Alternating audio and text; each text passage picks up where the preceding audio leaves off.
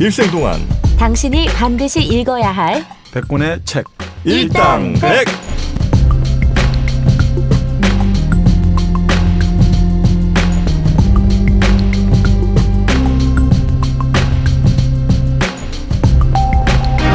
일생 동안 당신이 반드시 읽어야 될 100권의 책 일당백 78번째 책 3부가 시작됐습니다. 저희가 예고를 해드렸죠. 여러분한테 선택권을 저희는 드렸습니다. 네. 그래서 아메리칸 프로메테우스라는 이 책 앞에 1, 2부 소개해드릴 테니 나머지를 보시겠느냐 아니면 나머지 스킵하겠느냐. 나머지를 우리한테 맡겨 보시겠느냐 했더니 많은 분들이 네. 3부 해라. 1000페이지 넘는 이 책을 우린 읽을 자신이 없다. 이런 판단을 하셨던 것 같습니다. 근데 되게 재미를 많이 느끼셨나 봐요. 어린 시절, 유년 시절 이야기가 흥미로웠었나 봐요. 그런 게 있나 봐요. 이게 우리가 천재에 대해서 갖는 관심, 호기심 이런 게 좀 있나 봐요. 그치. 그래서 우리도 사실 좀 불운한 천재들이 몇 명 있지 않았습니까? 천재가 아닌데 또 천재로 포장됐던 경우도 좀 있었던 것 같기도 하고.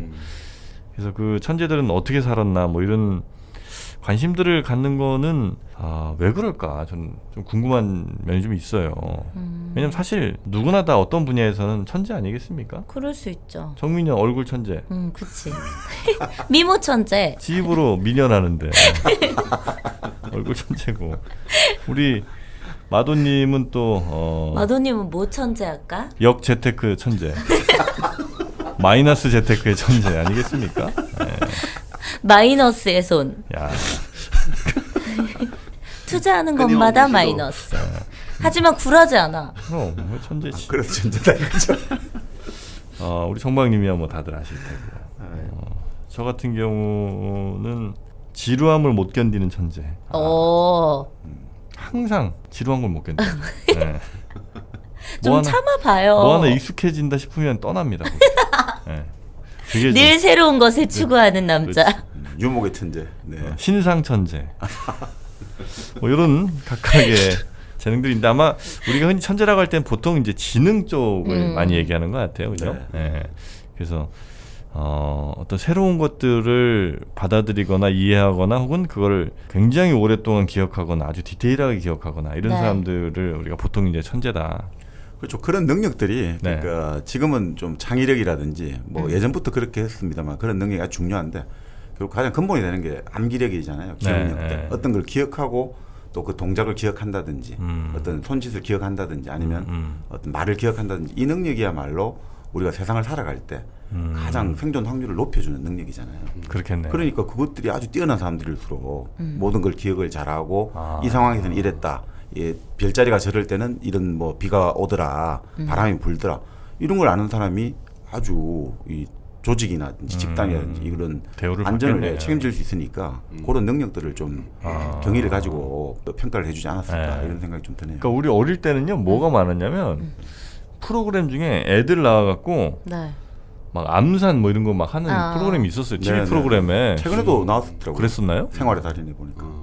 그래갖고 막 무슨 옛날에 우리 차트라고 그랬어요. 그냥 무슨 프로젝터 이런 거 없을 때는 차트를 이렇게 넘기죠. 한 장씩 넘기거든요. 모르나?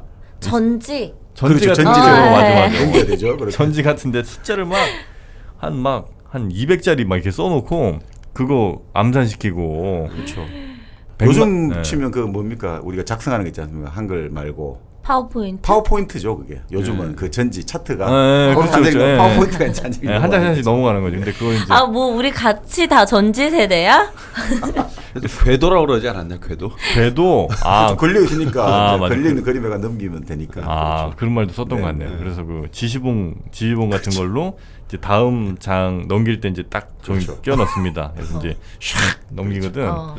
그거 딱 넘길 때 한 불과 몇 초 사이에 100만 단위 곱하기 하고 그거 다 기억해 놓고 그런 애들 맨날 나와갖고 TV에 그렇죠. 많이 탔었다고. 그래서 걔네들 보면서 우리 엄청 감탄하고 그랬었어요. 좌절감 느끼고. 암기력 높인다고 주산학원도 또 인기가 많았었던 것 같아요. 암산학원 다녔었어요. 난 주산학원 다녔죠. 근데 그거랑은 별개인가 봐. 학원을 아무리 다녀도. 그러니까 이런 능력이 있는 거죠. 여기도 이 책에도 나오지만 그 유명했던 파인만 같은 물리학자는 머릿속에 계산 기능이 하면서 다른 대화가 된다는 거예요. 그러니까 이중적인 지능이 작동한다는 거죠. 멀티태스킹이 그렇죠. 가능하구나. 그러니까 우리가 안 되잖아요. 근데 그런 사람들은 특출난 재능이 있는 사람들 머릿속에 연산이 이루어지면서 또 같이 다른 이제 사람들하고 대화를 나누고 이게 가능하다는 거죠. 그런 여자들이 재능이죠. 멀티태스킹 된다고 그러던데. 남자들이 안 되고 뭐 여자들이 그나마 좀 된다 이런 뭐 얘기도 속설이 있긴 하죠. 있기는 하지만 그래서 그 주산학원 다닐 때 주판 알을 튕기잖아요. 네. 그걸 이제 하다 보면 처음에 배우는 게 이제 165 거기 이제 원을 씁니다. 거기는 그러니까 뭐 15원이요, 7원이요, 8원이요 막 이렇게 해갖고 계속 그걸 이제 더한다고 막 불러주는 대로 선생님 불러주는 대로 막 이게 몇 급이 있잖아요. 그래갖고 165원이 있어.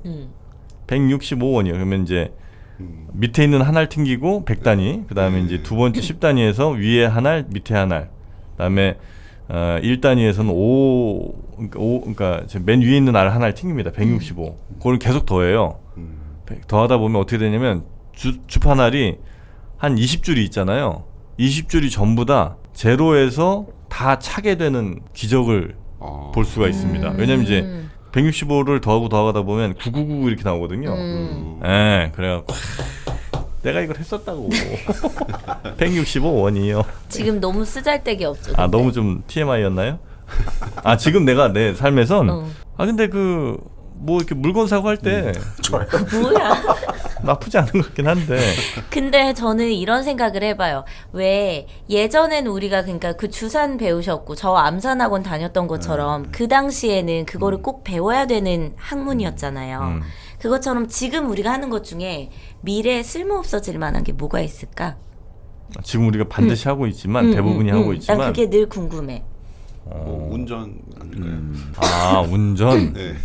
자율주행 차량이 나오니까. 예. 뭐 음성 인식이 되면 타이핑도 다시 대체가 될 수 있지 않을까. 말로 그냥 쭉 그냥 바로 입력이 돼버리면 그럴 수도 있고. 네네네. 뭐 영어학원 이런 것도 자동 번역이 계속 되면 필요 없을 수도 있고. 갑자기 그런 질문을 하냐? 아니 그냥 갑자기 궁금해졌어. 예전에 내가 배웠던 게 지금은 전혀 쓸모없는 지식이 됐으니까 지금 우리가 하고 있는 것도 나중에는 정말 이거 왜 배웠지 싶을 만한 것들이 있을 것 같아서 미래에는 어떤 것들이 그래서 우리 애 안 보내게 그거 안 가르치. 피하려고. 사교육비 줄이려고. 근데 주사는 전 배웠던 게 나쁘지 않았던 것 같아요. 뭐 이렇게 암산하고 하는데 저도 정확한 기억은 아닌데 아마 주산은 끝까지 가고 아마 암산으로 갔던 것 같거든요. 왜냐면 주산한 다음에 암산을 가. 네네. 암산할 때도 그냥 빈 종이에 주판알을 튕겨요. 그럼 한참 계산하고 나면 그놈의 주판알. 주판알이 진짜 보여서 답이 딱 나온다니까. 아 그래? 암산할 때 그냥 머릿속으로 이렇게 하는 게 아니라 이미지가 연상이 되는구나. 그 주판알이 내 머릿속에 있는 거니까. 그러니까 보통 그 주판 잘하시는 분들은 머릿속에 주판알이 그게 작동을 하는 거죠. 그러니까 그게 딱 더해주고 나서 나중에 머릿속에 주판을 넣어진 걸 바로 그렇죠. 말을 하면 되니까. 아 그래? 수를 곱하는 게 아니라 그냥 우리 네, 주판알을 튕기는 거예요. 형상화를 시키는 거죠. 이미지. 아, 나 옛날에 그거 잘했다고. 자, 그 하여튼 뭐 쓸데없는 얘기가 좀 길어졌습니다만. 지금 조금 말씀드리면 아까 아이 쓸데없는 거 안 보내는데 네. 이거 중요한 문제야. 사교육비 절감이라고요. 아니 근데 교육에 사람이 이제 살아가면서 예전이나 지금이나 앞으로 미래나 교육의 방식을 크게 두 가지로 보거든요. 하나는 엔지니어 방식으로 엔지니어링 하는 방식으로 배울 수 있고 하나는 브리콜라주 방식으로 배울 수 있다고 보거든요. 뭐요? 브리콜라주. 브리콜라주는 무슨 뜻이에요? 저 인류학에서 많이 레비스트로스가 쓰는 용어인데 네. 예를 들어 가지고 어떤 아마존에 사는 원주민이 길을 가다가 막대기 하나를 주웠단 말이죠.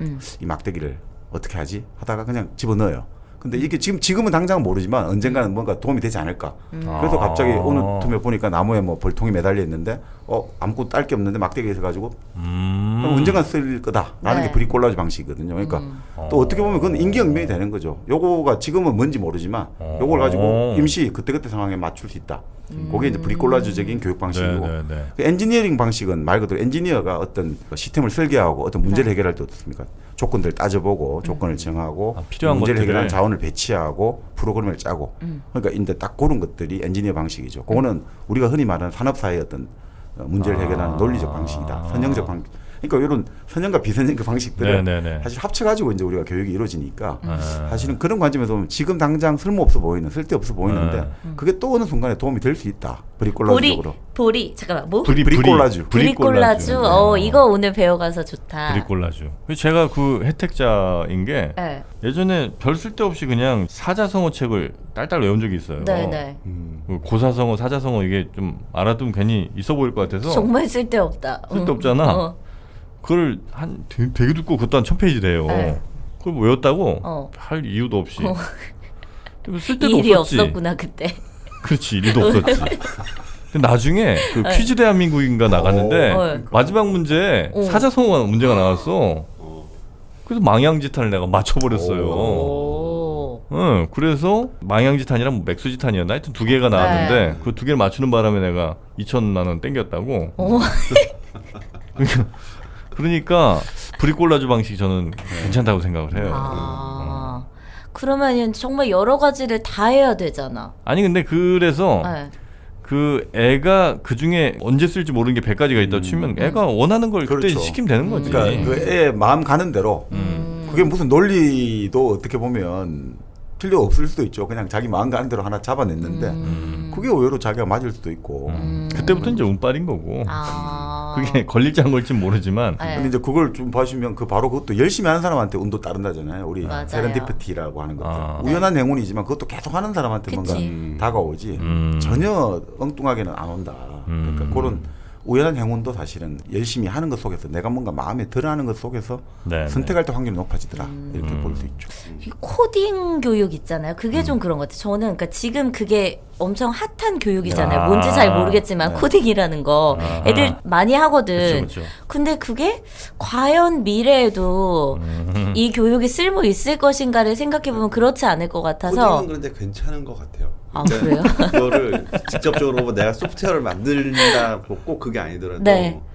그 논리적인 사고 하는데 굉장히 도움이 좀 되는 것 같더라고요. 그걸 배우면서. 네, 그래서 코딩은 해볼 만한 것 같아요. 시켜볼 만한 것 같아요. 그래요? 알겠어요. 또 코딩도 항목에 들어가야 돼. 한숨이 나옵니다. 예, 하여튼 뭐 다른 얘기가 좀 길어졌습니다만 저희가 아메리칸 프로메테우스란 책 이제 3부로 접어 들었고요. 네. 요게 이제 누구였습니까? 오피. 오피 이야기에 다들 열광하셨잖아. 오피를 좋아하시더라고 사람들이. 오피의 이제 유년기는 저희가 이제 봤고요. 그렇죠. 대학교를 이제 들어갔죠? 그리고 교수 시절이죠. 이제. 교수 시절. 네, 네. 예. 그러니까 교수 시절에 좀 학생들을 한 명이 만나면 이게 참 시간이 없잖아요. 이 사람이 좀 생각을 주고받으면서 학생들을 어떻게 잘 좀 지도를 할 수 있을까 고민을 하다가 한 7명, 10명씩 동시에 부른 거예요. 동시에 불러가지고 여러 명이 동시에 일종의 난상 토론, 그 디스커션, 집단 토론을 하면서 오히려 문제를 해결해주는 그렇게 해서 학생들에게 선풍적인 인기를 얻었다. 이렇게 보는 거죠. 막 100명씩 이렇게 강의 안 하고. 네. 그러니까 학생들 지도할 때 네, 한 명씩 하는데 7명에서 8명씩 이렇게 불러가지고 같이 이야기를 나누면서 토론 방식으로. 그렇죠. 그러니까 이래 학생들이 인기 있다 보니까 학생들이 느낌이 너무 좋은 거예요. 왜냐하면 저희도 학교 다닐 때 교수님들하고 좀 이야기하면 내가 뭔가 이 학문의 최고 권위자하고 뭔가 이야기를 나누는 묘한 착각을 가지게 되는데 이때 학생들도 마치 내가 지금 물리학의 최전선, 지식의 최전선에서 내가 서 있다 이런 느낌을 줘가지고 학생들이 너무 좋아하는 거예요. 그리고 나서 또 학생들이 본래 자기 좋아하고 존경하는 사람을 따라하고 싶잖아요. 그 오펜하이머의 복장이라든지 옷차림이라든지 이런 걸 다 따라하는 거죠. 오피룩이 완성됩니까? 천재 복장이다 이렇게 불렀다는 거죠. 천재의 복장이다. 버클리에서는 이제 결국 선풍적인 인기를 끌었죠. 근데 반드시 보면 우리가 또 항상 어디를 가도 라이벌이라고 할 수 있는 또 존재들이 있잖아요. 오펜하이머에게 라이벌일 수도 있고 처음엔 아주 좋은 동료가 바로 그 당시 버클리 대학 물리학과의 로런스라고 하는 사람이 있거든요. 그 정식 명칭은 어니스트 올랜도 로런스인데 이 로런스라는 사람이 아주 유명한 사람이죠. 나중에 노벨 물리학상 받았는데 그 입자가속기 들어보셨죠? 입자가속기. 사이클로트론. 유럽의 CERN에 있는. 바로 그거를 이제 이 사람이 그 원형적인 거를 개발한 사람이죠. 그래서 그 공로로 표정이 이렇게 안 좋아져. 저는 넘어갈게요. 그 입자는요. 그 입자를 이제 막 가속시켜갖고 충돌시켜서. 그렇죠. 뭐 결과를 얻어내는 뭐 이런. 우리가 원자핵이 여러 가지 소립자가 단단히 뭉쳐 있잖아요. 그러니까 이 원자핵을 성질을 알려면 그걸 충돌시켜가지고 뭐 쪼개지고 이런 걸 봐야지 알 수가 있는데 그 혼자 그걸 뚫고 들어가기 쉽지가 않잖아요. 네.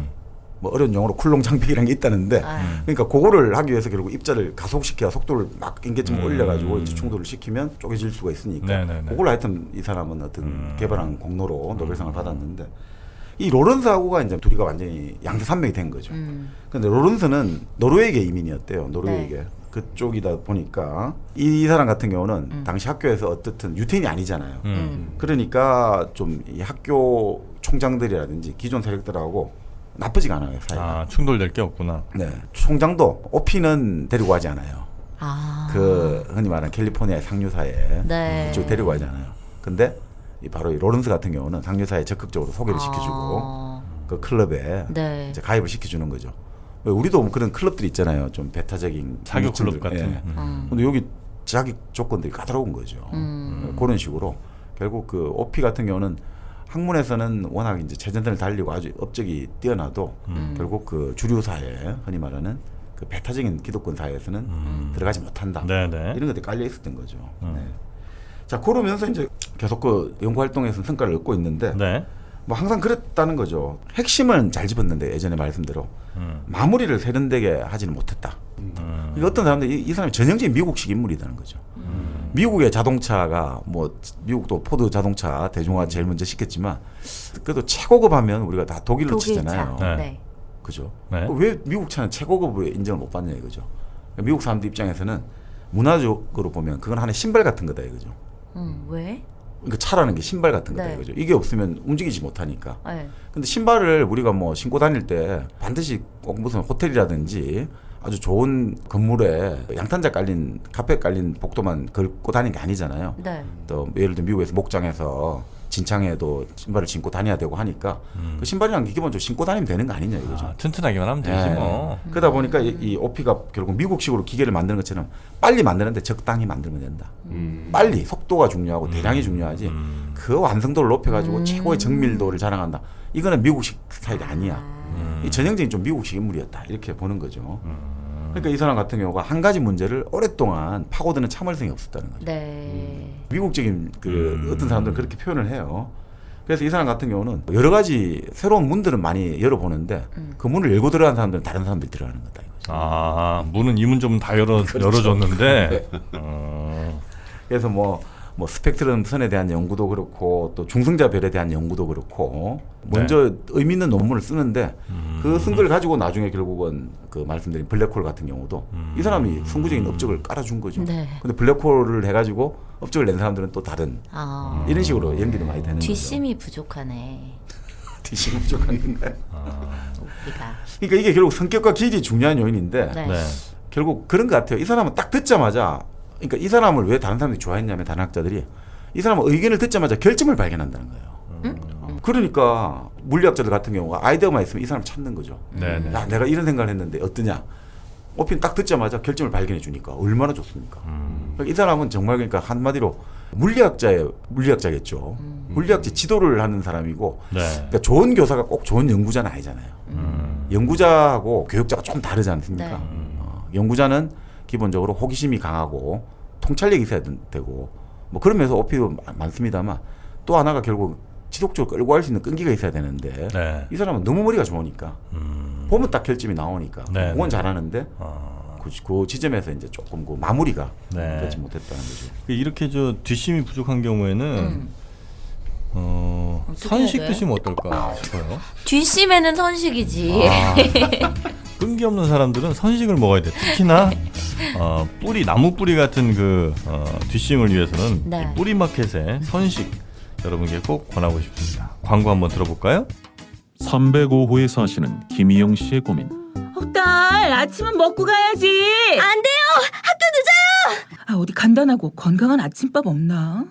1201호에 사시는 박희선 씨의 고민. 아, 다이어트 중인데 식단이 걱정이네. 어디 칼로리 낮고 맛있는 다이어트 음식 없나? 806호에 사시는 이미순 할머님의 고민. 어디 약 말고 건강에 좋은 음식 없나? 있습니다. 곡물 담은 선식 뿌리마켓이요. 포털 검색창에 뿌리마켓을 검색해보세요.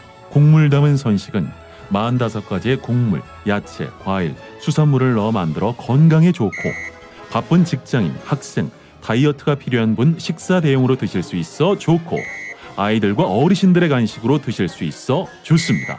포털 검색창에 뿌리마켓을 검색하세요. 뿌리마켓 홈페이지에서 주문하실 때 배송 메시지란에 일당백이라고 적어주시면 사은품을 드립니다.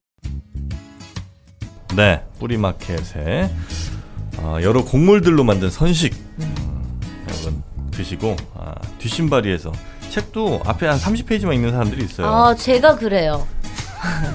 선식 그래서 제가 책을 한 권을 끝까지 못 읽어. 선식 먹어야지. 선식을 먹어야 되는구나. 이제는 달라졌습니다. 선식 드시고 끝까지 책 다 읽고 나서도 2번 읽을 수 있다고 선식 먹으면. 영화 같은 것도 꼭 앞에만 보다가 끝까지 못 봐. 집에서 보면. 선식 안 먹어봤죠? 선식 먹어야겠다. 이제 선식 드시고 그렇게 해결하도록 하겠습니다.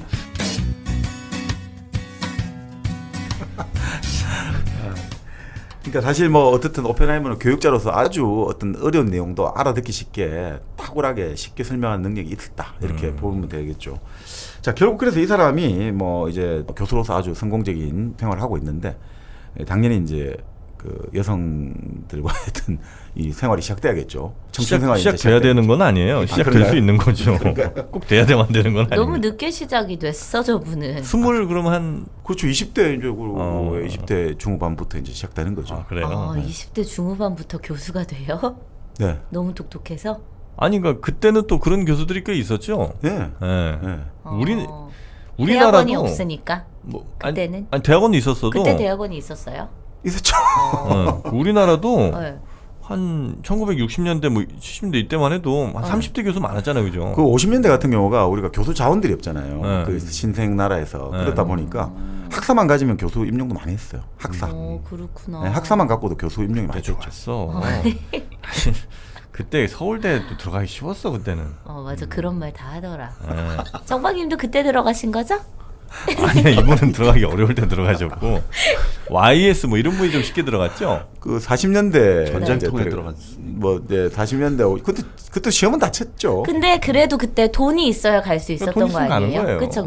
그래서 대학을 그 당시는 이제 상하탑이라고 불렀는데 우골탑이라고 불렀죠. 왜냐하면 소를 팔아야지 등록금이 되니까 한 학기마다 소 한 마리씩 팔아야 되니까. 그러니까 그때도 비쌌구나 등록금은. 아유 그렇죠.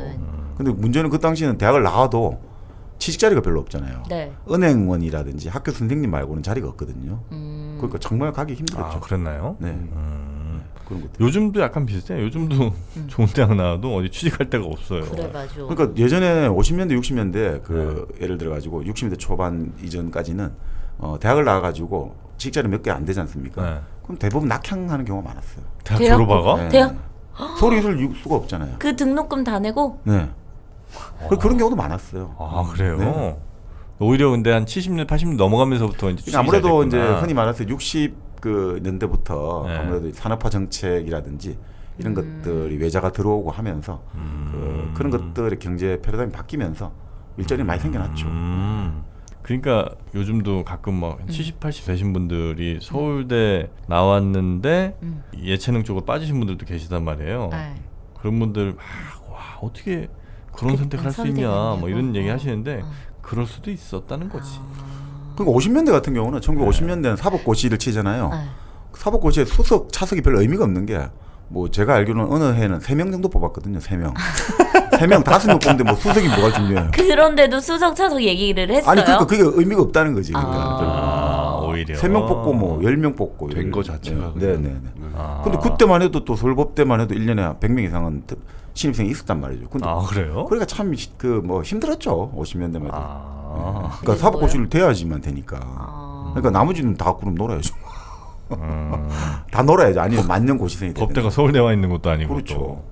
근데 이제 물론 그 당시만 해도 전국에 또 대학이 그렇게 많지는 않았어요. 학생 정원이 많지는 않았고. 그러니까 옛날에도 들어가기 어려웠을 거예요. 네 그렇습니다. 뭐 그렇죠. 자, 하여튼 뭐 그건 그렇고요. 오펜하이머는 20대 중반부터 벌써 교수로 여자를 만나고. 네 이제는 근데 여가를 즐길 시간이 좀 없긴 없잖아요. 계속해서 네. 이제 연구해야 연구도 되고. 해야 되고 또 학생도 가르쳐야 되니까. 자 그랬는데 그래도 불구하고 이제 또 여성하고 데이트를 즐기는데 학생 만났겠군요. 그렇지 제자 만나야지. 여기 처음 나온 사람이 차를 몰고 옆에 태우고 열차 경주를 하다가 열차하고 옆에 누가 더 빨리 가나 경주하다가 큰 사고를 냈다는 거예요. 누가? 그 오펜하이머가. 네. 근데 여기는 뭐 안 다친데 여자가 너무 놀래가 기절을 했다 이거죠. 네. 그러니까 아버지가 그 여자친구를 위로해 준다고 세 잔의 그림 한 점을 줬다는데요. 아. 어떤 누구의 아버지가? 그뭐 오펜하이머의 아버지가. 아버지가? 오펜하이머 아버지는 결국 막 그림으로 주로 막 이 아저씨 뭘 다 그림 다 얘기를 해. 그리고 다 입막음해. 돈으로 입막음, 그림으로 입막음. 원래 그 케네디 그 대통령의 아버지가 네. 그 케네디 대통령이 바람을 피니까 네. 그 부인 제클린이 얼마나 속을 끓였겠습니까? 아, 네. 그러니까 케네디가 바람을 피고 사고를 칠 때마다 케네디 아버지가 항상 자기 며느리에게 돈을 주잖아요. 그래서 옛날 그런 이야기도 하잖아요. 내가 케네디 아버지도 아니고 맨날 아들 사고 치면 내가 뒤치다거리 해야 되고 그럴 때 케네디 아버지라는 소리를 하죠. 근데 이럴 때 사실 아버지가 조금만 더 신경 쓰였으면, 왜냐면 이제 놀랄 때는 이제 심장도 많이 놀라고 전체적인 장기들이 많이 놀라요. 특히 이제 대장도 많이 놀라거든요. 미궁 대장사랑 광고 듣고 오겠습니다. 아무 소리도 없어 당황하셨지요? 아무리 힘줘도 소식이 없으면 사고입니다. 내 몸에 하이패스 장사랑닷컴. 아무 음식이나 드시고 토끼가 되셨나요? 인간답게 먹고 토끼처럼 싸면 사고입니다. 내 몸에 하이패스 장사랑닷컴. 광고와 실제품이 일치하는 회사 장사랑닷컴. 이건 제가 써보니까 효과가 있는 것 같아요. 네, 미궁 대장사랑. 장도 놀랍니다, 여러분. 네, 안 좋은 음식 들어가고 이상한 갑자기 안 먹던 고기 먹고 이러면 장이 놀래요. 네, 이럴 때 꼭 장 놀라서 드시는 건 아닙니다만 하여튼 장을 편안하게 만들기 위해서, 장이 편해야 몸이 편하고 마음이 편합니다. 그치. 네, 그래야 일이 잘 되고. 네. 미궁 대장사랑이 지금 가정의 달 이벤트를 한다고 하니까 지금 빨리 미궁 대장사랑 홈페이지 가셔서 그 혜택들 많이 누리시기 바랍니다. 가격도 할인되고 사은품도 있습니다. 자, 결국 그렇게 해서 이제 그 여러 여성들이 맴돌았는데 네.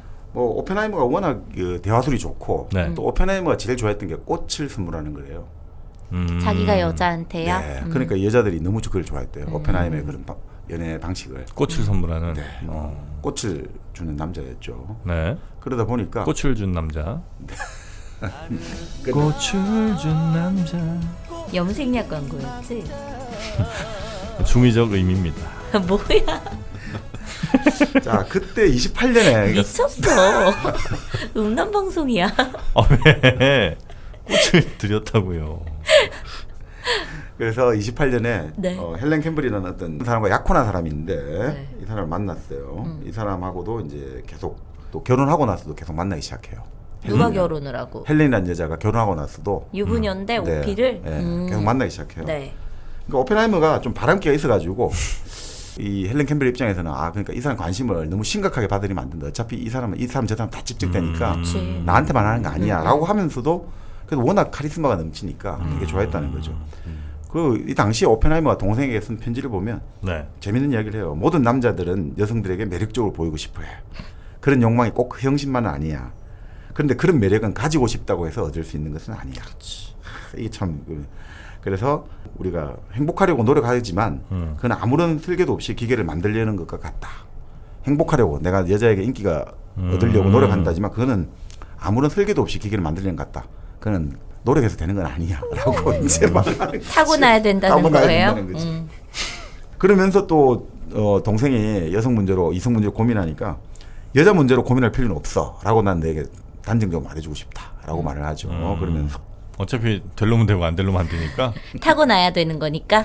그렇지만 이렇게 하는 거죠. 항상 그래도 대화를 시작할 때는 여자에게 주도권이 있다는 걸 잊어서는 안 된다. 항상 대화의 주도권은 여자에게 넘겨라. 그렇게 해야지 그 여자의 마음이 열려진다라고 아주 순수해요. 여성에 대한 배려를 좀 많이 하는구나. 그렇죠. 아니야. 그러면서 바람은 피고. 그게 아니라 전략적 판단이에요, 저거. 왜 어떻게? 여자가 말을 많이 할 때 네. 본인한테 넘어온다는 사실을 알고 있는 거죠. 왜? 이 바보들. 스키 좀 알려줘.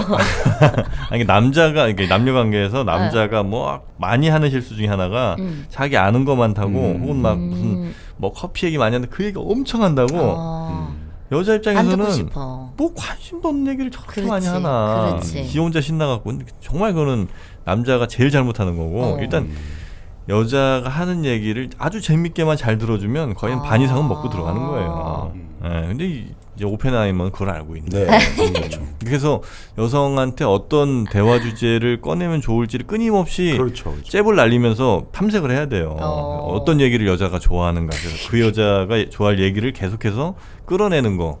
그게 핵심이거든. 예. 이렇게 나처럼 설명하면 안 된다고. 오피는 알고 있네. 네. 자, 결국 이제 1930년 봄이 됐어요. 네. 그 1929년 대공황이 시작됐지 않습니까? 네. 근데 오피의 부모가 참 운이 좋았다고 해야 될까요? 이 대공황 때, 공황 때는 어땠습니까? 실물 자산의 가치가 떨어지잖아요. 실물 자산의 가치가 떨어지죠. 떨어진다. 네. 물건의 가치가 떨어지니까. 네. 물건이 너무 많이 나와가지고 공황이 일어나니까 이럴 때 미리 다 그 회사의 지분 같은 걸 처분해 버린 거예요. 현금화 시킨 거죠. 돈을 들고 있었구나. 네. 그러니까 별장도 팔고 뭐 이런 거 다 해가지고 그러니까 재산이 크게 타격을 안 입은 거죠. 주식을 가지고 있다든지 가치가 하락하지 않으니까. 네, 그런 걸 갖고 있으면 오히려 타격이 입었을 텐데 현금을 딱 가지고 있었으니까. 그래요? 빨리 팔아요, 정경진 씨. 지금도 디플레이션인 거 아니에요? 공황 아니에요? 말 조심해요. 아니. 지금 공황이 왜 공황이야? 그렇죠. 근데 공황의 교훈 때문에 네. 공격적으로 지금은 금융을 많이 푸니까 전 세계적으로 지금 공급이 과잉되고 있으니까 그 위험은 존재하죠. 존재하는. 아니 뭐. 자, 그렇게 해서 참 뭐 아버지는 좋습니다. 아들에게 이제 크라이슬러 자동차를 사주고 뭐 돈을 많이 지금 월급을 그래도 꽤 받는데도 불구하고 이 사람이 당시 받은 게 $3,000에서 $3,500 이런데 그럼에도 불구하고 아버지가 계속 돈을 주는 거죠. 너무 해피한 그 연구를 하고. 행복한 삶이다. 요즘으로 치면 $100,000는 안 되겠습니까? 미국 교수들의 어떤 연봉 따지면. 그래도 $10만 달러면 얼마? 1억? 1억 좀 넘죠, 우리 돈으로. 자, 그렇게 이제 이 사람은 뭐 그 천재적인 그 삶을 이어가고 있습니다. 그래서 학생들도 워낙 잘 따르고 뭐 이러다 보니 삶에서 크게 이제 문제 요소가 생길 건 없었죠. 결핍이 없네. 보니까. 그러면서 또 아버지 어머니는 너무 아들이 좋으니까 너무 좋죠. 이런 잘 훌륭한 아들 나가고 낳았다. 젊은 나이 교수대 촉망받는 인재야. 잘생겼어. 그렇죠. 근데 이제 그렇게 되면 또 하늘이 항상 하나를 또 가져가잖아요. 네. 빨리 가져가. 어머니가 이제 백혈병 진단을 받아가지고 31년에 세상을 떠나게 되는 거죠. 어머니가? 네. 엄마가 먼저 세상을 돌아가시고 나서 이제 아버지 같은 경우는 이제 완전히 이제 아들에게 더 좀 많이 집착하시는구나. 집착이라고 좀 그렇죠. 뭐 근데 아들을 더 이제 의지하게 되고 계속해서 이제 LA 쪽에 사시게 되는 거죠. 또 아들이 효자예요. 계속 그 아버지 모시고 매일 점심도 같이 먹고 또 일주일에 한 번에 자기들 그 엘리트들이 모이는 모임에 또 모시고 가고 그러니까 아버지가 너무 좋은 거예요. 아들 친구들하든지 아들 지인들하고 이 세상의 문학 이야기, 예술 이야기 이런 이야기 하니까 너무 좋은 거예요. 아버지는 말년에 부인은 지금 없지만 또 이런 지적 모임을 가지니까. 그래서 더 좋았나?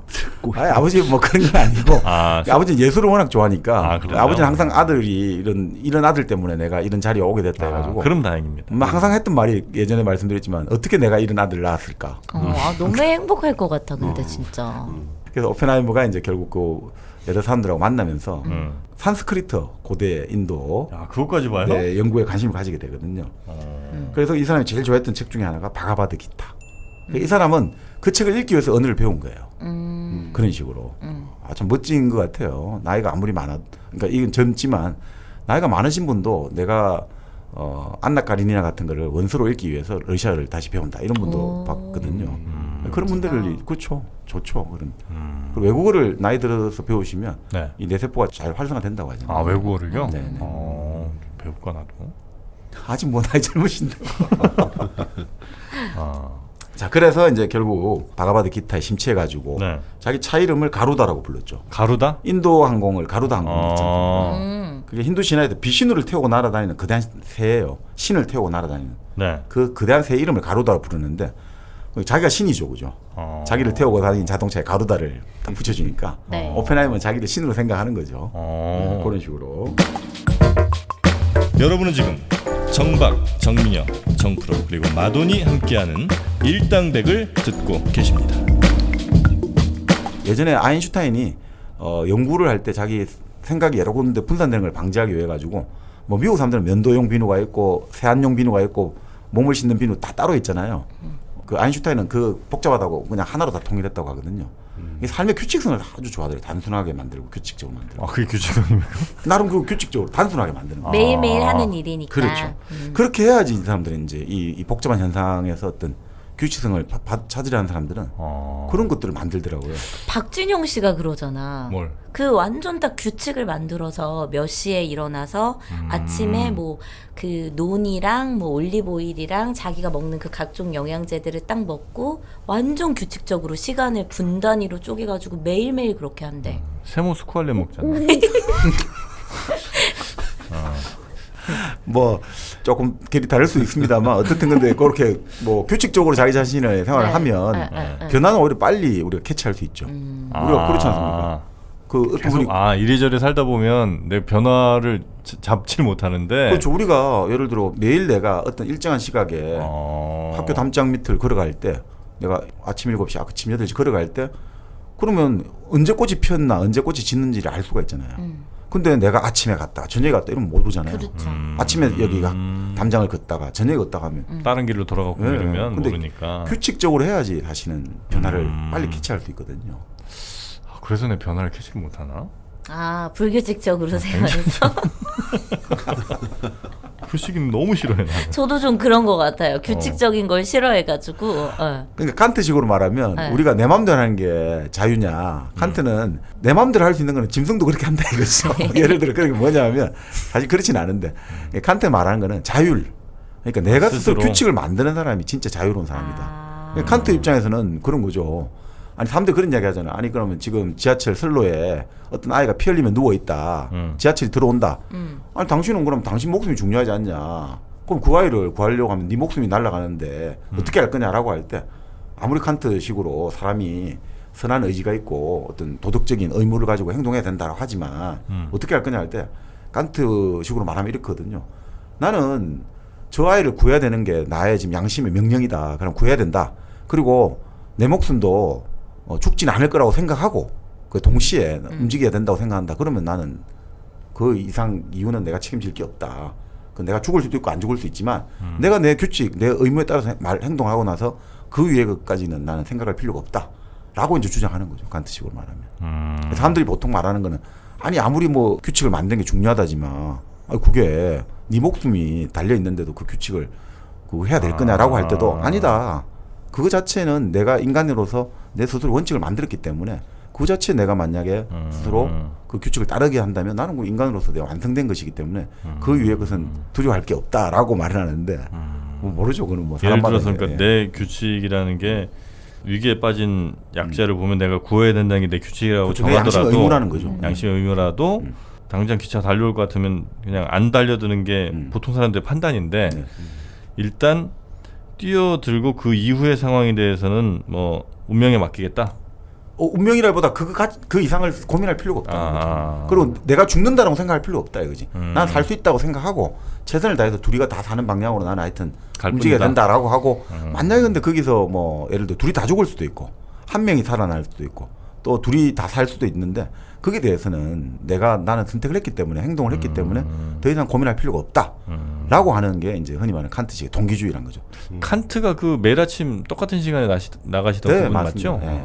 그분도 스스로 이렇게 자유를 추구하시던 분이고. 그렇죠. 근데 칸트가 딱 하루 빠져먹은 게 바로 그 우리 정프로 좋아하는 에밀을 잃는다고. 그때 말씀하셨던. 결국 오펜하이머 같은 경우가 사실은 34년까지는 정치나 시사에 관심이 1도 없었어요. 그러니까 아예 무지하다 이런 게 아니라 무관심한 거죠. 뭐 과학하는 거, 학문하는 거랑 여자 만나는 거 말고는 별로 아버지랑 같이 뭐 이런 즐기는 거 이런 거 말고는 없었다. 그러니까 사람들한테 이런 식으로 좀 과시를 한 것 같아요.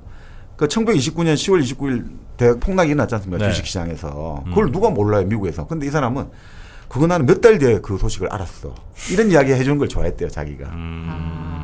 세상 니네 그 힘들게 사는 건 난 별로 관심이 없다. 근데 이런 교수님이 있더라고요. 제가 학교 다닐 때도 그 당시가 1992년이었거든요. 근데 1990년에 당시 그 민정당하고 뭐 통일민주당, 신민주공화당 이렇게 해가지고 3당 합당을 했거든요. 그게 큰 사건이었단 말이죠. 그렇지 않습니까?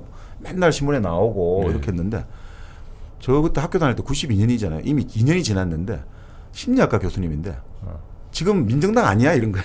진짜 몰라. 그러니까 3당 합당했다는 사실도 모르고 지금 당은 당연히 민정당 아니야 이런 식이야. 그러니까 자기가 그런 걸 되게 좀 제가 보기에는 정말 몰랐다기보다 좀 약간 지금 오펜하이머처럼 나는 공부한다고 그런 게 세상에 아무 관심이 없어 이런 느낌을 그렇게 그걸 또 즐기는 분들이 계시는 거죠. 맞아요. 있어.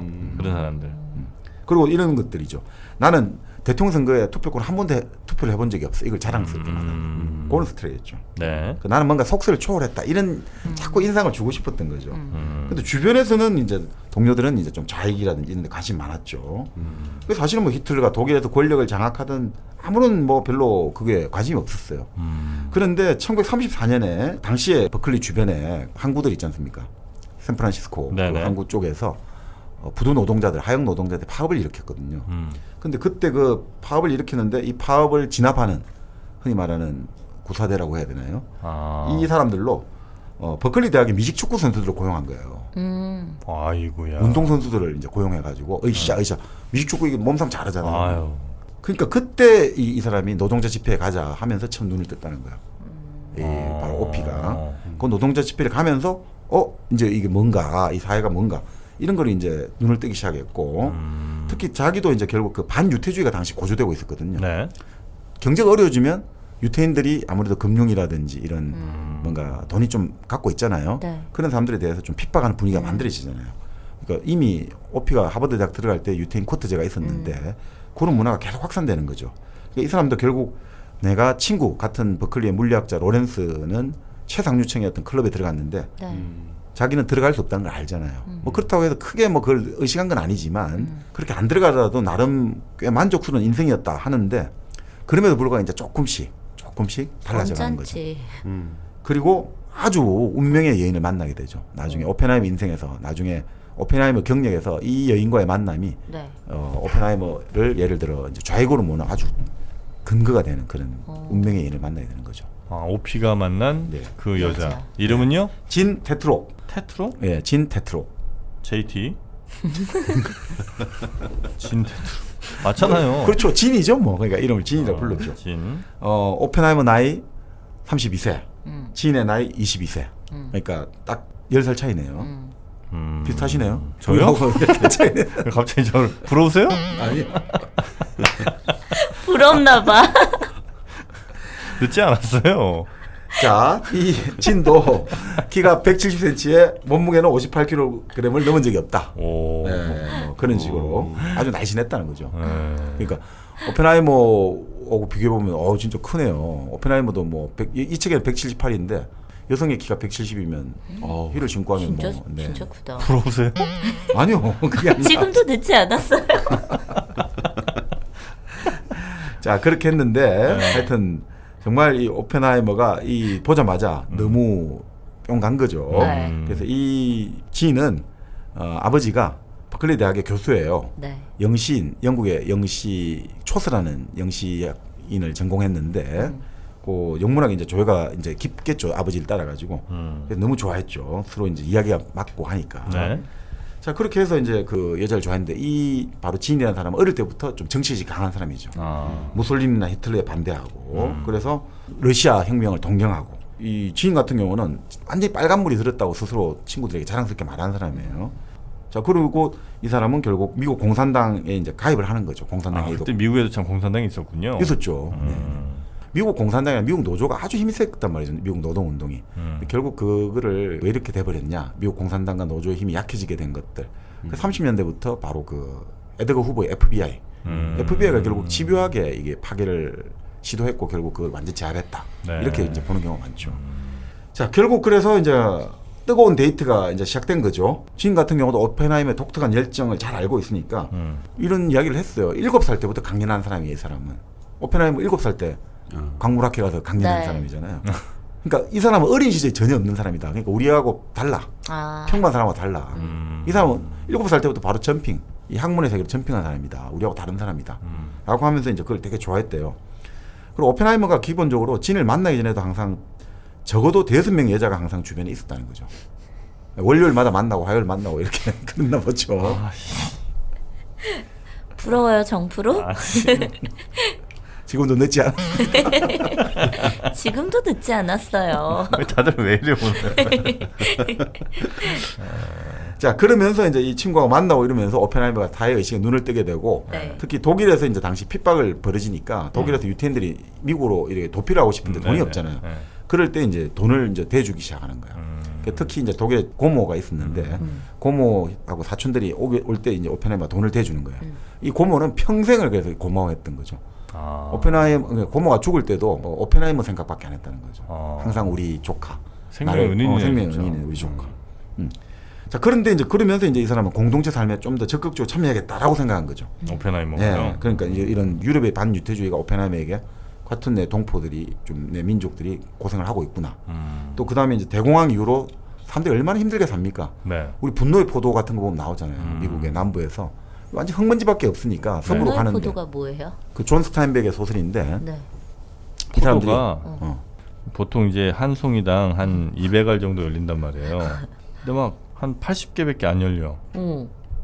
너무 열받잖아요. 그죠. 그래서 포도들이 화가 나서 껍질을 벗기 시작합니다. 죄송합니다. 제가 잘못 시작한 것 같아요. 뭐 광고로 이어가려고 그랬어요? 네, 잘못 들어간 것 같습니다. 아니 성경에 보면 편집하고 이제, 분노의 포도가 뭐예요? 네 맘대로 편집해. 성경에 보면 이제 분노가 포도처럼 이제 연결해 가지고 네. 이렇게 나갈 것이다 이렇게 나오는데 아. 그 농민들이 당시 대공황하에서 먹을 게 없어 가지고 섭으로 가면서 정말 뭐 처참한 어떤 삶의 전경이 연출되는 거죠. 그래서 그런 장면도 나오죠. 먹을 게 없으니까 나중에 젖을 내주는 거죠. 젊은 남자에게도 네? 먹을 게 없으니까 이제 애를 그 엄마가 유모 역할을 해주는 거죠. 뭐 엄마가 아니라 그 다른 여자가. 아니 그 여자도 뭘 못 먹었을 텐데. 그래도 젖은 좀 나오나 나오죠. 보지. 아유 너무 잔인하다 그거는. 아니 그러니까 어쨌든 그때 참상을 다뤘는데 그런 것들이 나타나니까 이 사람도 이제 눈이 뜨이질 거 아닙니까? 그 당시에 사실 지금 캘리포니아는 완전 민주당의 텃밭이잖아요. 네네. 1930년 당시만 해도 캘리포니아 유권자 4명 중 3명이 공화당원으로 등록돼 있었대요. 완전 그러니까 공화당의 텃밭이었대요, 캘리포니아가. 그런데 바로 8년 후부터 민주당원이 공화당원보다 2배 이상 많아졌고 그다음부터 지금 쭉. 불과 8년 사이에. 네. 그러니까 그런 대공황의 여파로 이제 캘리포니아에 그래도 뭐 먹을 걸 찾으러 많이 왔고 또 여러 가지 이제 노동자 파업이 일어나고 하는 걸 보면서 사람들 의식이 많이 바뀐 거죠. 그리고 결국 이때 오펜하이머를 본격적인 정치 세계로 소환한 사람이 바로 진인 거죠. 진 테트록이 결국은 그 역할을 한 거죠. 그 공동체 사회에 이제 관심을 좀 갖는 게 사람이 이제 그럴 때가 있는 것 같기도 해요. 그러니까 나이대에 따라서 뭐 그럴 때가 있는 것 같기도 하고. 네. 근데 우리 일당백도 공동체 사회에 이제 관심들이 좀 있다 보니까 공정무역. 이것도 아무래도 좀 중요한 이슈 아니겠습니까? 예, 우리가 뭐 맘먹으면 더 싸게 사올 수도 있지만 그래도 제 값을 치르고 사오는 그래서 다 같이 잘 살자라는 그렇죠. 거죠. 그게. 그게 바로 1kg 커피의 정신입니다. 1kg 커피가 수입하는 원두들 해당 지역에서 막 가격 후려치고 뭐 이렇게 사오는 게 아니라 공정무역을 통해서 아주 페어 트레이드 FT를 통해서 그래서 이제 공정무역을 통해서 르완다라든지 네. 제3세계 그 원두를 사오고 또 그 농장에서 일하는 분들에게도 좋은 일이 되고 그럼. 그렇게 하는 1kg 커피. 그럼 그렇다고 해서 비싸고 맛이 없느냐? 그게 또 아니라는 겁니다. 품질 자신 있죠. 이미 뭐 품질은 저희 오프라인 모임이라든지 아니면 뭐 직접 사드신 분이 너무나 잘 알고 계세요. 네. 그래서 댁에서는 뭐 1kg 커피 이제 거부할 수 없는 큰 흐름, 장강의 흐름과 같다. 개인이 이제 막을 수 있는 수준은 아닌 것 같다. 그렇죠. 저도 좀 위가 좀 불편했는데 먹다 보니까 괜찮죠. 아니요, 디카페인 이제. 디카페인. 그걸 주문을 해가지고 마시니까 다 좋습니다, 그죠? 저는 요즘 주변에 무조건 선물은 다 1kg 커피. 맞아. 선물하기 좋아. 가격이 일단 부담이 없으니까. 그렇죠. 그리고 많이 주니까 받는 사람 입장에서도 이게 매일 마시는 커피인데 또 많이 주니까 좋은 거야. 내가 사도 좋고 선물해도 좋은 네. 1kg 커피. 일당백 공지사항에 링크를 따라가셔도 좋고요. 아니면 포털 사이트에서 1kg 커피 검색하셔도 좋습니다. 새로 나온 콜드브루도 꼭 한번 맛보세요. 네, 결국 오펜하이머는 여자친구를 통해서 정치 세계에 뛰어들게 되었고 네. 그래서 46년 여름에 뉴욕으로 갈 때 기차여행 떠나면서 독일어판 자본 3권을 들고 왔대요. 마르크스의 네. 다스 카피탈. 네. 그 자본을 들고 왔답니다. 그리고 독파를 했다고 합니다. 했을까? 뭐 독파를 했다고 했겠죠, 뭐. 네, 뭐 워낙 뭐 의학의 천재고 뛰어난 사람이니까. 자, 그리고 나서 결국 이제 오펜하이머가 또 친구를 사귀게 되는데 같은 교수 학자였던 네. 하콘 슈발리에라는 사람을 사귀게 됩니다. 슈발리에? 네. 슈발리에를 만나요? 네. 들어봤어요? 슈발리에 유명하잖아요. 그 슈발리에가 그 슈발리에가 아닌 것 같아요. 슈발리에가 무슨 뜻인지는 알죠? 몰라요. 무슨 뜻이죠? 기사죠. 기사. 나이트. 아. 네. 나이트. 뭐야? 우리 저기 돈키호테 할 때 돈키호테 할 때 나왔잖아. 에스콰이어 나오고. 네, 맞아요. 그건 기억나요. 슈발리에 우리 구두 브랜드도 있었어요. 네. 에스콰이어도 있었고. 그렇죠. 그치, 에스콰이어는 금강제와. 알고. 됐죠? 네, 맞습니다. 슈발리에를 만났다고요? 그렇죠. 이 슈발리에가 결국 뭐냐면 결국 나중에 또 오펜하이머하고 연관돼 가지고 이제 소련으로 원자폭탄 정보를 네. 이 사람을 통해서 접근을 하려 했다. 나중에 또 엮이게 되는 정말 친한 친구였는데 나중에 서로 참 미묘한 최근에 그런 이야기 또 나오잖아요. 우리 유시민 작가와 심재철 의원이 지금 뭐 약간 이런 것들이 여기 나와요. 네가 이러지 않았냐 저러지 않았냐 약간 이런 게 결국 참 이게 그러니까 동서양을 막론하고 이런 것들이 좀 있나 봅니다. 네. 그런 게 좀 있나 봐요. 근데 우리 오펜하이머는 이제 처음 소개해 주실 때 말씀하셨던 그 핵폭탄 네. 도대체 언제 만드는 거예요 만듭니까? 도대체? 오늘 지금 벌써 1시간 지났어. 3부에도 안 끝나겠어 이거는. 아니요 갈 거예요. 예, 이제 조금 있으면 반도 안 왔어 지금 책 4분의 1 왔다. 아니 그러니까 그 지금 오펜하이머가 네. 미국의 그 반 네. 공산주의 정서 이런 거에도 네. 이제 많이 핍박을 좀 당하고 네. 이제 핵무기 개발에 이제 아주 지대한 영향을 미치고 뭐 이런 얘기들이 이제 이 사람 인생의 핵심일 거 아닙니까? 그렇죠. 그건 언제쯤 나오는 거예요 그러면? 이제 한 10분 정도 하면 나오게 될 것 같습니다. 야, 오피 지긋지긋하다 정말. 자, 그러면 요 개인적 이야기를 네. 여기서 한 10분만 조금만 더 하고 마무리하고 그러면 예, 넘어가면 네, 핵폭탄 개발하러 그럼 4부로 가겠습니다. 예. 예. 자, 그렇게 해서 이제 네. 본격적으로 사회 문제에 관심을 가지게 됐고 당시 이제 또 스페인 내전이 일어나고 그래서 그런 것들이 이제 관심을 표명하고 지원을 하려고 노력을 한 거죠. 자, 그 와중에 이제 오펜하이머가 이제 그 당시 공산당 지부도 있고 여러 가지 조직들이 있지 않습니까? 오펜하이머를 통해서 자꾸 이제 좀 후원을 받으려고 하는 거죠. 근데 오펜하이머가 나중에도 말이 나오고 여러 공산당 정언도 나오지만 공산당에 직접 가입했다는 증거는 없어요. 그냥 이제 후원을 했고 돈을 좀 냈다, 네. 잡지를 봤다 이런 정도는 있는데 그 명확한 증거는 그건 없습니다. 결국은 이 사람은 이런 게 있는 것 같아요. 나머지 그 지인, 그 아까 말한 오펜하이머 여인과 그 친구들이 증언한 것에 따르면 오펜하이머는 자기가 타고난 재능에 대해서, 자기가 물려받은 재산에 대해서, 내가 선택받은 사람이라는 것에 대해서 죄책감을 갖고 있는 사람이다. 내가 이렇게 많이 받았기 때문에 네네. 뭔가 내가 사회에 줘야 되지 않느냐 이런 걸 갖고 있는 사람이었다는 거죠. 그러니까 이제 공산당 입장에서는 포수박이 좋다 이거죠. 그때 이런 말을 쓰거든요. 우리도 그런 이야기를 썼는데 동반자 작가 이런 말을 썼거든요. 동반자 작가. 우리 30년대, 20년대 후반, 30년대 초반. 네. 무슨 말이냐면 내가 카프라든지 이런 문학가 동맹 이런 데 조직에 직접 가입은 안 해요. 근데 그게 동조를 하는 거죠. 우리 사회의 어떤 부조리를 고발하고 그런 사람들을 동지는 아니지만 동반자, 같이 걸어가는 컴패니언이다. 동조자다. 뭐 그런 식으로 하는데 그런 정도로 생각한 것 같아요. 동조자 정도로. 그 정도로 이제 이쪽은 생각하고 네. 그렇게 했던 것 같아요. 오피 우리 옆집에 사는 것 같아 지금. 너무 친숙해. 그리고 오펜하이머가 이제 또 정치 현실에 관여한 것 하나와 함께 이제 정신 분석에 들어가기 시작해요. 정신 분석? 세계. 네. 프로이드의 제자 베른펠트 박사가 있는데 이 박사가 이제 그 미국으로 망명을 왔거든요. 그 박사를 통해 가지고 당시에는 샌프란시스코에 정신 분석가 딱 한 명 있었는데 그 사람이 베른펠트가 정착을 하면서 이 사람과 이제 모임을 가지고 자기 이야기를 계속 서로 자기 마음의 세계를 탐구에 들어가는 거죠. 네. 그리고 그러면서 이제 그 유명한 에릭 에릭슨이라고 아주 유명한 정신분석 학자가 있거든요. 네. 이 사람을 통해서 또 이제 같이 만남을 가지게 되는 거예요. 그 에릭슨 같은 경우는 우리가 이제 하나의 어떤 소년기가 있고 사춘기가 있고 여러 가지 단계가 있지 않습니까? 네. 그 단계마다 어떤 과제를 해결을 해야 된다는 거죠. 그 과제를 해결해야 된다. 그런 이론을 그런 식의 냈던 에릭슨. 에릭슨하고도 이제 그렇게 만나게 되는 거죠. 네. 그러면서 결국 정치 활동과 사회 활동을 본격적으로 하다가 네. 아버지가 이제 37년에 또 세상을 떠나세요. 그러니까 뭐 엄마 돌아가시고 나서 아버지와 완전 친구처럼 지내다가 충격이 컸죠. 그러니까 아버지가 그 이제 사실은 뭐 돈을 좀 많이 대공황 때 처분했지만 그 이후로 돈을 많이 날렸죠. 이것저것 쓰다가 많이 날렸지만 그럼에도 불구하고 상당한 유산을 남겼죠. 당시 돈으로 한 40만 달러 남겼거든요. 네. 그걸 뭐 당시 돈으로. 아무리 미국이 우리처럼 화폐 가치가 뭐 100배, 200배 안 뛰다 하더라도 지금부터 한 100년 전이면 그죠. 한 30배 이상은 뛰었지 않습니까? 그러니까 뭐 최소한 우리 요즘 치면 그래도 뭐 100억 이상은 남긴 부자. 거죠. 네. 근데 오펜하이머가 참 재밌는 사람이에요. 이 재산을 받자마자 캘리포니아 대학에 기부해가지고 대학원생 장학금 쓰겠다는 유언장을 바로 작성을 해요. 오마이. 자기는 멋지다. 이렇게 안 산다 이거죠. 좀 특이하죠. 이 양반이. 아빠 무덤에서 뛰어나올 것 같아. 아이, 직물로 내가 어떻게 해서 번 돈인데.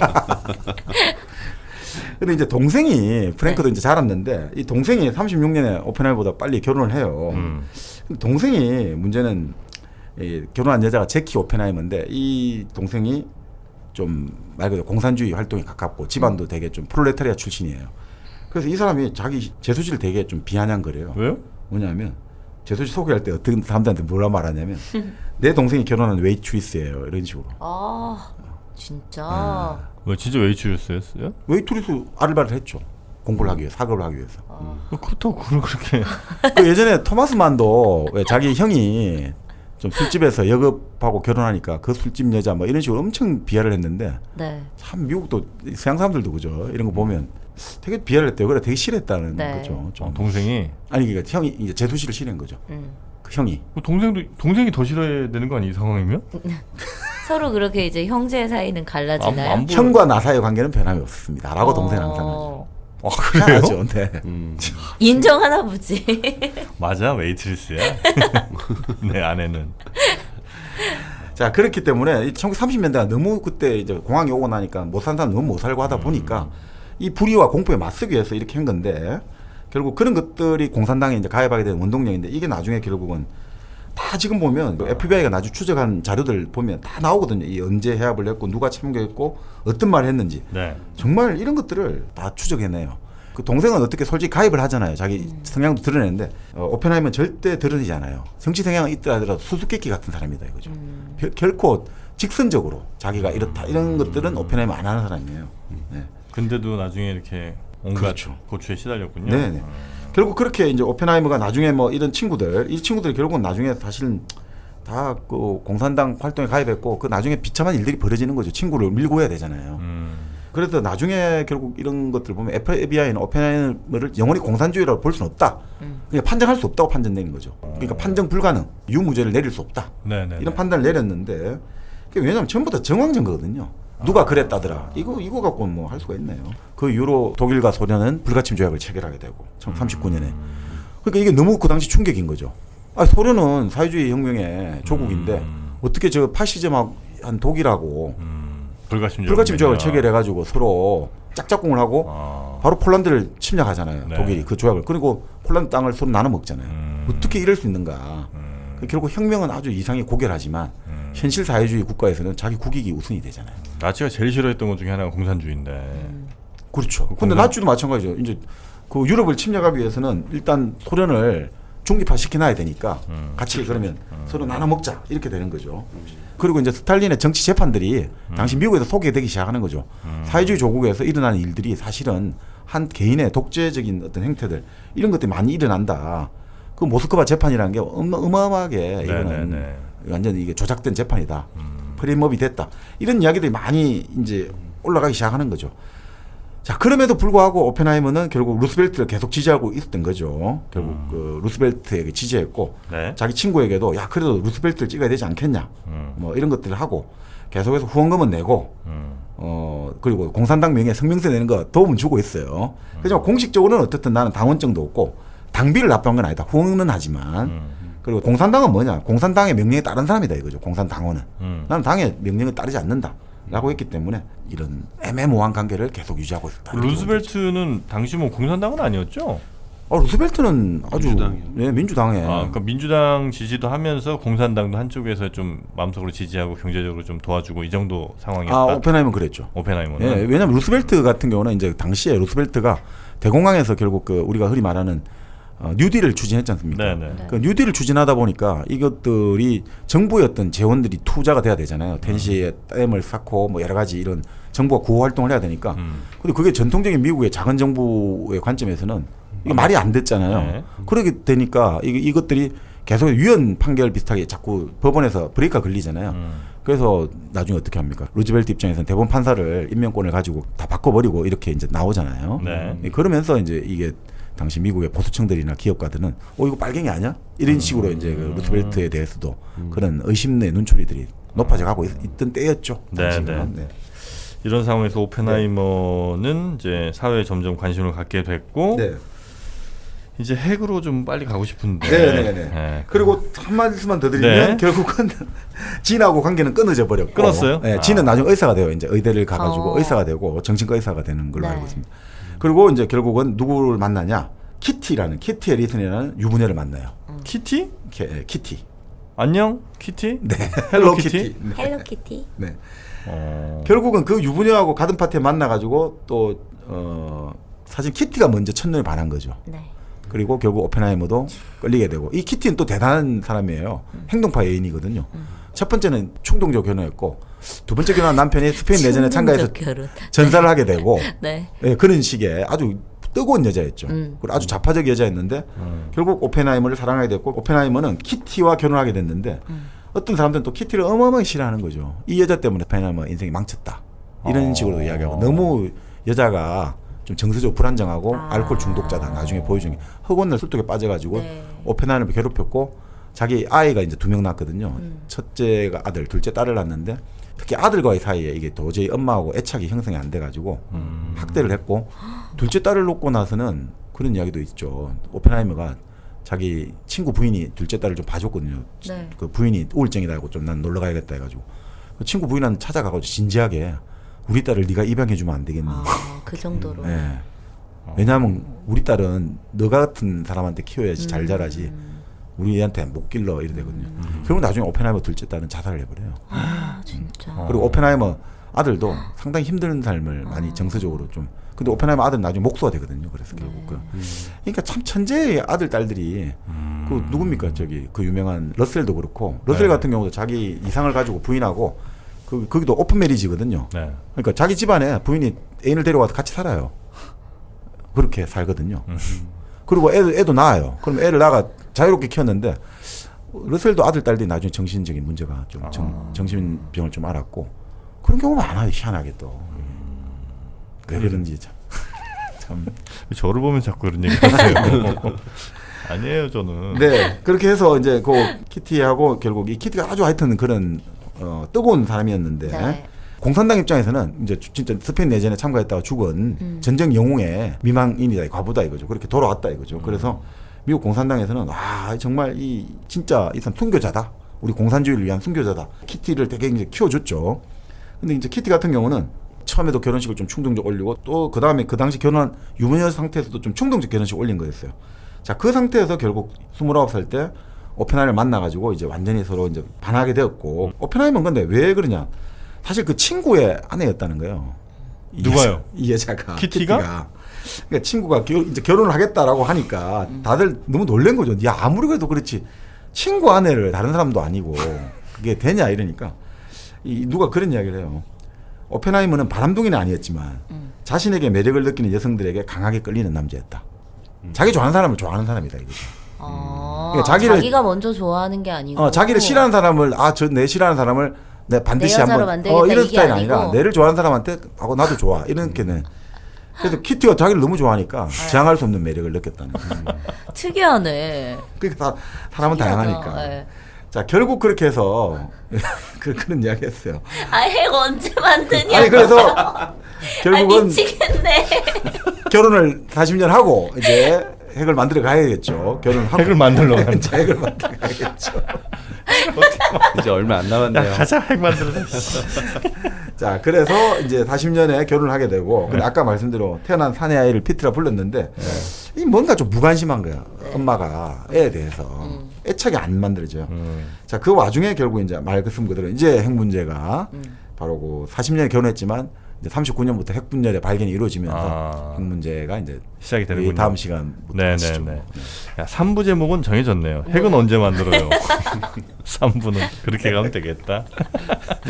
자, 그럼 여러분도 이제 핵 만들 준비 다 되셨죠? 네, 저희도 이제 마음의 준비 다 끝났습니다. 4부에선 진짜 만드는 거죠? 아니, 지금 저희 플루토늄 20kg 준비해놓고 있습니다. 안 만들면 진짜 떨어뜨린다 핵폭탄. 자, 여러분 그러면 저희 오펜하이머를 다룬 책 아메리칸 프로메테우스 4부에서 핵을 한번 본격적으로 만들어 보도록 하겠습니다.